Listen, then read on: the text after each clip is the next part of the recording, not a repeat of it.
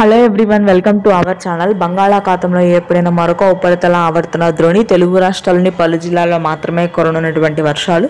వివరాల్లోకి వెళ్ళి వాతావరణ పరిస్థితులు ఏంటి, ఏ ఏ జిల్లాల్లో వర్షాలు పడతాయి తెలుసుకునే ముందు మీరు ఇంకా మన ఛానల్ కనుక సబ్స్క్రైబ్ చేయనట్లయితే వెంటనే సబ్స్క్రైబ్ చేసి పక్కనే ఉన్న బెల్ ఐకాన్ని కూడా క్లిక్ చేసేయండి. ఇక వివరాల్లోకి కనుక వెళ్ళినట్లయితే ఉత్తర బంగాళాఖాతంలో ఏర్పడిన ఉపరితల ఆవర్తన ద్రోణి ప్రభావంతో గత 24 గంటలుగా ఉత్తర కోస్తా జిల్లాలో భారీ నుంచి అతి భారీ వర్షపాతం నమోదైంది.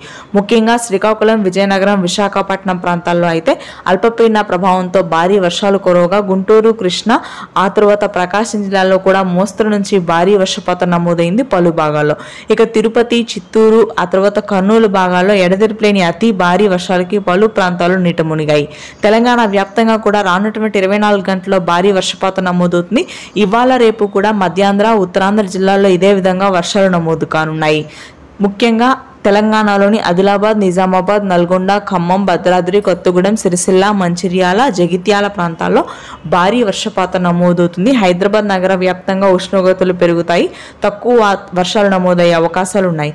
దక్షిణ తెలంగాణ భాగాల్లో రాయలసీమ మీదుగా వర్షాలు విస్తరించడంతో అక్కడక్కడ మోస్తరు వర్షపాతం నమోదవుతుంది. Thanks for watching this video.